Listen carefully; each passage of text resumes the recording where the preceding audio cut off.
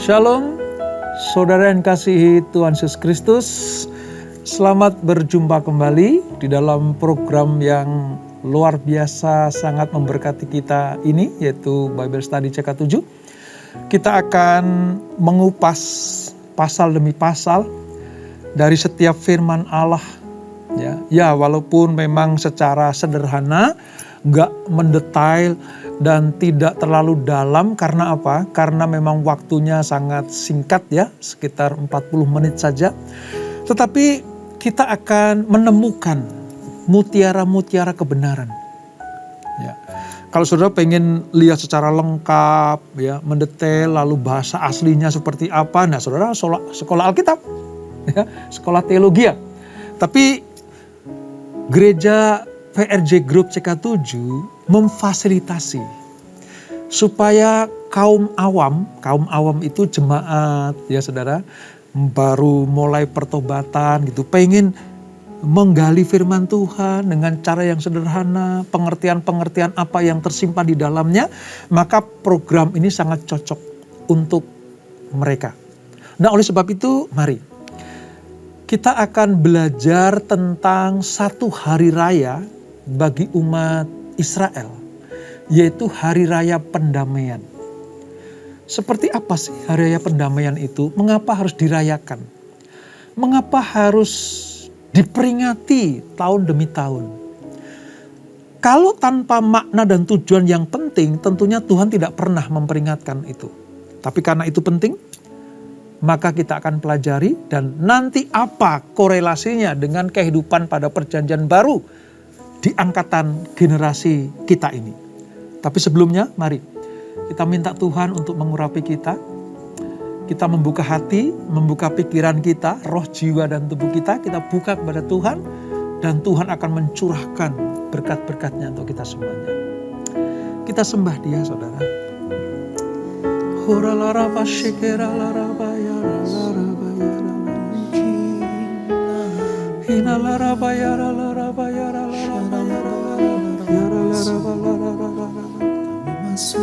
Haleluya, haleluya. Terima kasih Tuhan, terima kasih Bapa, terima kasih Roh Kudus, terima kasih. Engkaulah kekuatanku, Engkaulah kemuliaanku, Engkaulah segalanya. Amin Tuhan. Engkau permata yang indah, takkan pernah ku lepaskan, Engkaulah segalanya.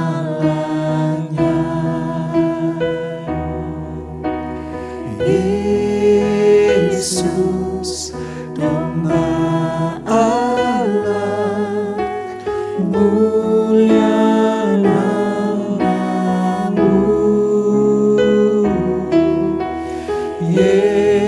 Yesus, domba Allah, mulia nama-Mu.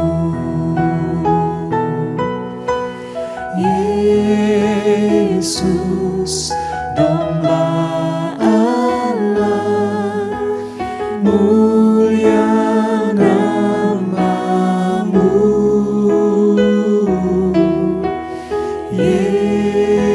Yesus, domba Allah, mulia nama-Mu.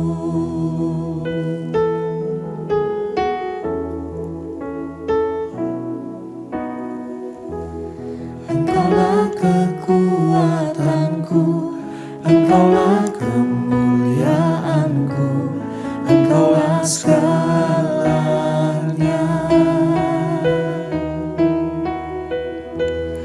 Engkau permata yang indah, takkan pernah ku lepaskan, Engkaulah segalanya.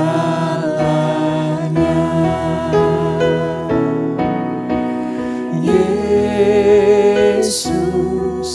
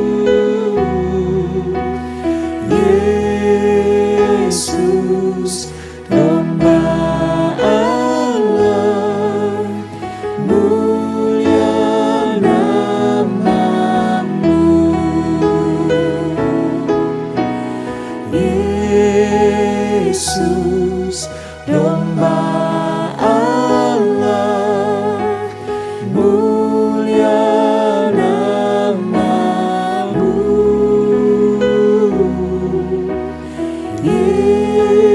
Yesus, domba Allah, mulia nama-Mu. Mulia nama-Mu. Mulia nama-Mu. Haleluya. Kami memuliakan Haleluya. Kami memuliakan Syukur bagimu, Yesus. Syukur bagimu Tuhan, Allah yang hidup. Kaulah segalanya, Kaulah segalanya, Allah yang perkasa, Allah yang mulia. Sebab Engkau besar, sebab Engkau besar, mengatasi segala-galanya. Sungguh besar dan kudus nama-Mu, Bapa. Ku selalu puji nama-Mu. Besar setiamu, rahmat-Mu di dalam hidupku, Bapa. Ku mengasihi-Mu. Sungguh besar dan kudus nama-Mu, Bapa. Ku selalu puji nama-Mu. Besar setiamu, rahmat-Mu di dalam hidupku, Bapa. Ku mengasihi-Mu. Benar Tuhan, Kau Allah yang besar, sungguh besar dan kudus nama-Mu, Bapa. Ku selalu puji nama-Mu. Besar setiamu, rahmat-Mu di dalam hidupku, Bapa. Ku mengasihi-Mu, Bapa. Ku mengasihi-Mu, Bapa. Ku mengasihi-Mu. Amin Tuhan. Sebab Engkaulah Allah kekuatan kami. Engkaulah harta yang termulia. Engkaulah permata yang indah yang kami miliki dalam hidup kami. Dan Engkau adalah Allah yang besar dan kudus. Engkau akan berfirman untuk kami semuanya. Kepada orang yang haus dan lapar akan kebenaran firman Allah, maka Tuhan bersegera membukakan rahasia-rahasia itu. Dan inilah salah satu tempat yang tepat untuk kami belajar tentang firman Allah. Sebab Tuhan akan membukakan rahasia-rahasia itu. Terima kasih Bapa. Terima kasih Roh Kudus. Urapi kami, urapi hamba-Mu menyampaikan firman Allah ini dengan bahasa yang sederhana, namun penuh kuasa. Sebab Allah ada bersama-sama dengan kami. Di dalam nama Yesus, mari yang siap belajar firman Tuhan, sama-sama kita katakan, amin. Imamat pasal yang ke-16. Imamat 16, perjanjian lama, halaman sekitar 125 Alkitab saya. Kita akan belajar dan membaca merenungkan Hari Raya Pendamaian seperti apa yang Tuhan kehendaki dan kita akan mengerti, saudara. Saya akan bacakan ayat 1 sampai dengan ayat yang ke-10. Dari sekitar 34 ayat ini saya akan bacakan 10 ayat. Nanti selebihnya kita akan pelajari. Demikian firman Tuhan. Hari Raya Pendamaian.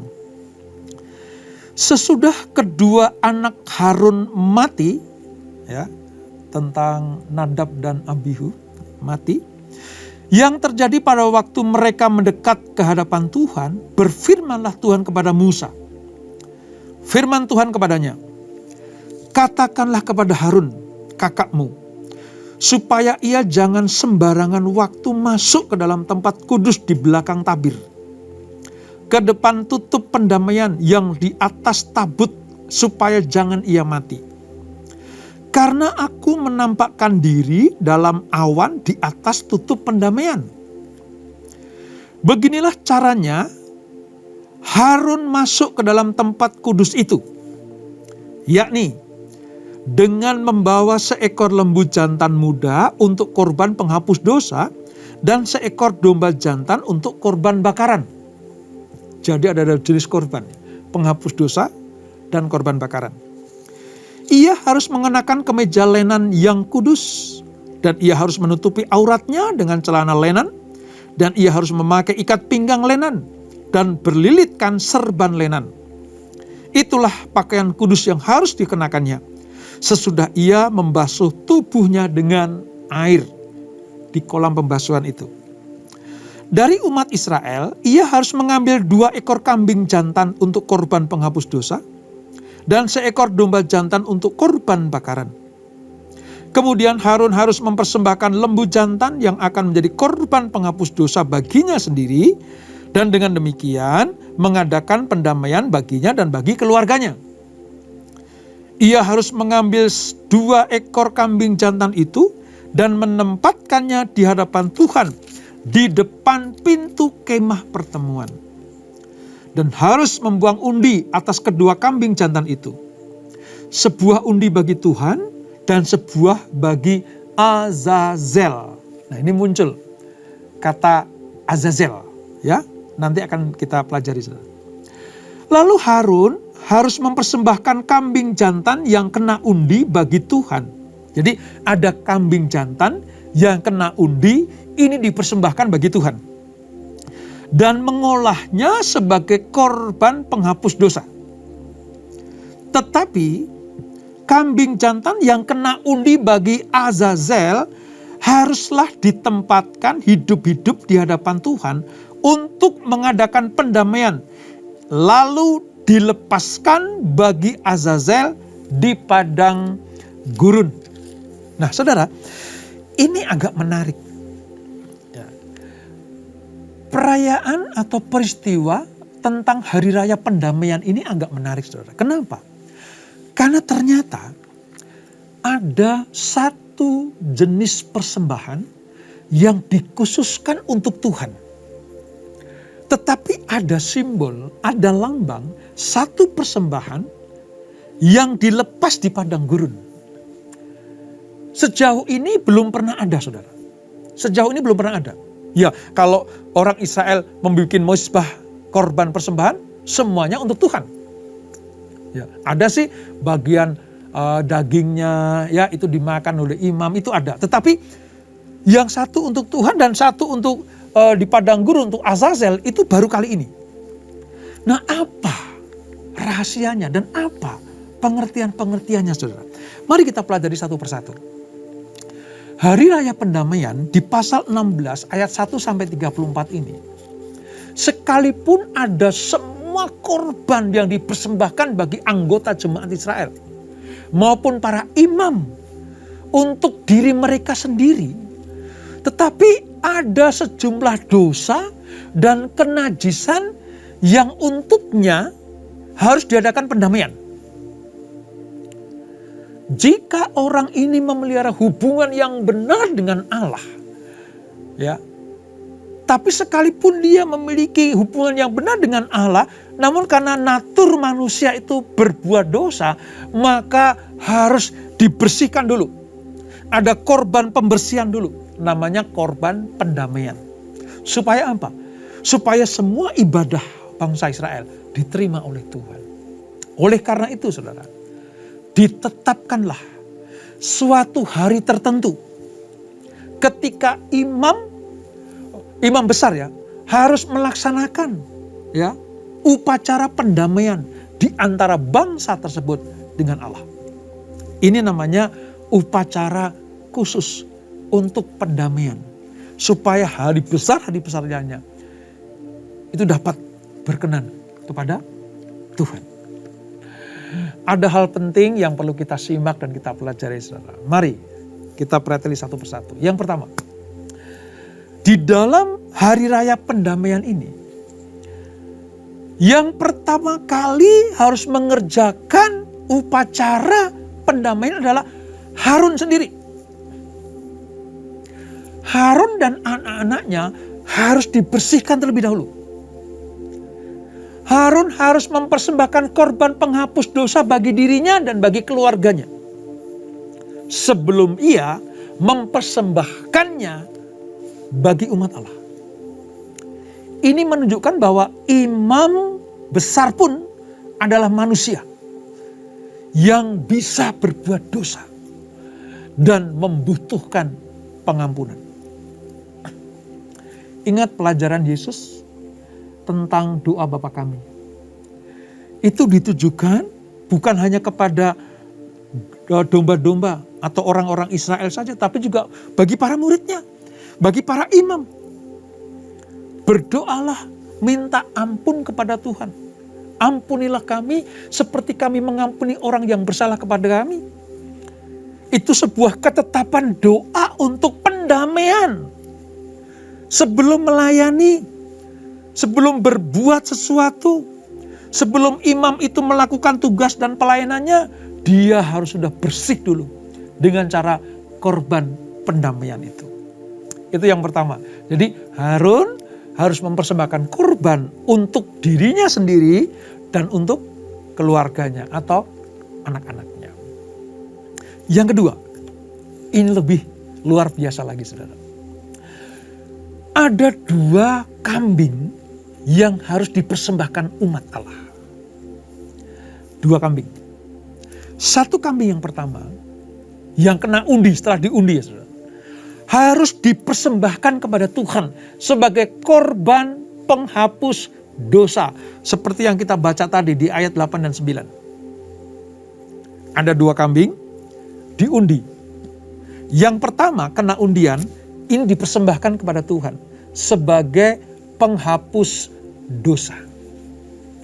Nah, kambing yang kedua yang kena undi tadi, yang tidak dipilih untuk Tuhan tadi, ini kambing yang dipersembahkan untuk Azazel.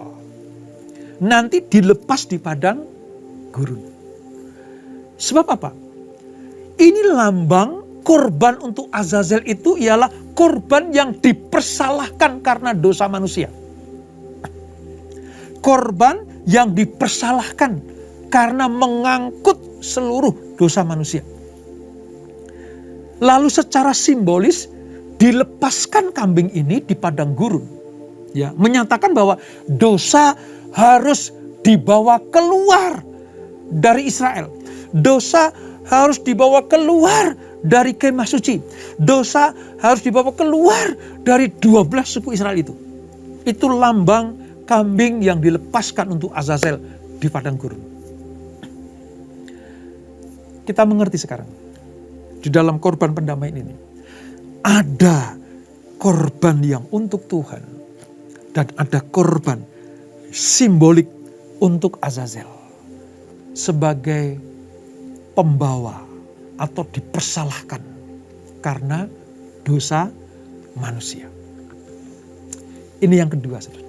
Yang ketiga, inti pelaksanaan ibadah hari raya pendamaian adalah memercikkan darah korban ketutup pendamaian bagi Harun dan keluarganya. Itu ayat 14. Lihat ya ayat 14, saya bacakan. Pada hari yang ke-8 ia harus mengambil 2 ekor burung tekukur atau 2 ekor anak burung merpati dan datang ke hadapan Tuhan ke pintu kemah pertemuan dan menyerahkan burung-burung itu kepada imam. Lalu imam, ayat 15, mempersembahkannya yang seekor sebagai korban penghapus dosa dan yang seekor lagi sebagai korban bakaran. Dengan demikian imam mengadakan pendamaian bagi orang itu di hadapan Tuhan karena lelehannya. Ini artinya apa, saudara? Ini korban pendamaian itu keluarga Harun dan Harun, sekarang umatnya. Jadi nomor 1 untuk imamnya dulu, supaya imamnya diperdamaikan. Yang kedua untuk umatnya, supaya umatnya diperdamaikan. Dan yang ketiga, saudara, bagi mezbah korban bakaran. Itu di ayat 18 dan 19. Pemercikan darah ini memiliki 3 makna. Supaya imamnya kudus, supaya umatnya kudus, dan supaya mezbahnya kudus. 3-tiganya kalau dilakukan, maka semua upacara, semua ritual Israel di dalam kemah suci itu berkenan kepada Tuhan. Ini makna dari hari raya pendamaian. Nah, kembali ke Azazel tadi, saudara. Azazel tadi ya. Saudara tahu, posisi kambing itu, kambing jantan itu, di satu sisi untuk Tuhan, satu itu Azazel. Saudara tahu, itu semua terwakili di dalam diri Tuhan Yesus Kristus. Dia imam besar seperti Harun. Tapi dia juga korbannya seperti kambing jantan untuk Allah dan kambing Azazel yang dilepas di padang gurun. Ketika Yesus membawa tugas pelayanannya, walaupun dia bukan dari suku Lewi, dia bukan dari keturunan Harun, dia dari keturunan siapa? Nanti Yehuda. Dia bukan dari jalur Lewi, tapi keimaman Yesus itu dari jalur Melkisedek, yang tidak berbapak dan beribu, yang tidak tahu dari mana asalnya, tiba-tiba muncul. Jadi keimaman Yesus itu bukan dari jalur Harun atau jalur Lewi, tapi dari jalur Melkisedek. Kalau dari jalur Lewi, jelas tidak mungkin karena Yesus dari suku Yehuda. Nah, ini banyak sekali dipertanyakan. Tetapi keimaman Yesus adalah dari jalur Melkisedek. Itu kitab Ibrani menyatakan seperti itu. Saudara lihat, ketiga-tiganya terwakili dalam diri Yesus Kristus. 1, sebagai imam seperti Harun. Yang kedua, sebagai anak domba Allah dipersembahkan kepada Tuhan. Tetapi yang ketiga ini, saudara, dia juga seperti kambing Azazel yang dilepaskan di padang gurun untuk memikul, dipersalahkan karena dosa manusia. Sekali lagi, di dalam pribadi Yesus, semua korban pendamaian ini lunas dibayar. Makanya ketika dia di kayu salib, menjelang jam 3 sore, di Golgota, Getsemani itu, di Golgota itu, ya, di Kalvari itu, dia teriak dengan suara keras, sudah selesai, it finished. Kalau kamu melihat aku sebagai imam besar seperti yang Harun lakukan, kau lihat aku imam besarnya. Kalau kau lihat aku sebagai anak domba yang dipersembahkan kepada Allah, akulah anak domba Allah yang dikorbankan bagi manusia. Kalau engkau melihat aku sebagai Azazel, domba yang dilepas untuk Azazel di padang gurun, akulah itu. Jadi di dalam diri pribadi Yesus terwakili 3 hal di dalam hari raya pendamaian ini. Yesus diserahkan ke tangan bangsa-bangsa yang bukan Yahudi. Artinya di luar kemah suci, di luar kota suci Yerusalem. Dia disalibkan bukan di kota Yerusalem, tadi di luar gerbang Yerusalem. Itu mengindikasikan bagaimana Yesus dilepaskan keluar dari perkemahan. Seperti kambing hitam kesalahan Israel ini. Kambing hitam Azazel ini dipersembahkan di padang gurun. Demikianlah Yesus harus disalibkan karena memikul dosa manusia. Dan dia diarak untuk disalibkan di luar kota Yerusalem, di luar tembok Yerusalem. Makanya kalau saudara ke Israel, ya, saudara akan dibawa ke tempat, sebenarnya ada 2 tempat yang dinyatakan sebagai Golgota. Yang pertama itu ada di dalam kota. Tapi yang pas sebenarnya ada di luar kota, karena tidak mungkin, ya, orang penjahat itu disalibkan di dalam kota, harus di luar tembok kota Yerusalem. Karena itu adalah pendosa, najis, harus dikeluarkan dari wilayah kudus kota Yerusalem. Itu pengertiannya. Seperti kambing Azazel inilah, ya, kambing hitam kesalahan Israel inilah dilepaskan. Demikianlah Yesus dianggap sebagai kambing hitam kesalahan. Semua dosa manusia numpuk di pundaknya, terwakili oleh Yesus Kristus. Oleh sebab itu, kalau dari zaman dulu bangsa Israel di padang gurun sudah merayakan hari raya pendamaian, begitu rumitnya, begitu merepotkannya, persiapannya tidak cukup hanya untuk sehari. Bagaimana korbannya harus begini, harus ada undian, harus ada ini dan itu.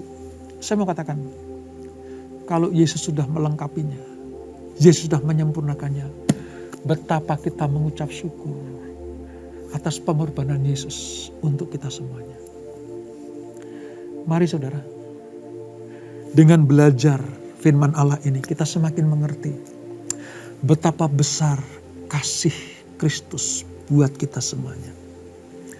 Tadi kita menyanyikan pujian, sungguh besar dan kudus namamu. Itu mewakili seluruh eksistensi Kristus, Yesus buat kita semuanya. Jangan pernah keluar dari iman kita kepada Yesus. Jangan pernah tukar apapun juga. Karena hanya lewat Yesus sebagai imam besar, lewat Yesus sebagai anak domba Allah, dan lewat Yesus yang dipersalahkan seperti kambing domba Azazel ini, demikianlah semua dosa kita sudah diampuni oleh Tuhan. Dan kita sudah diperdamaikan dengan Bapa di surga. Mari saudara, renungkan baik-baik ini. Saya sangat diberkati dengan materi ini saudara.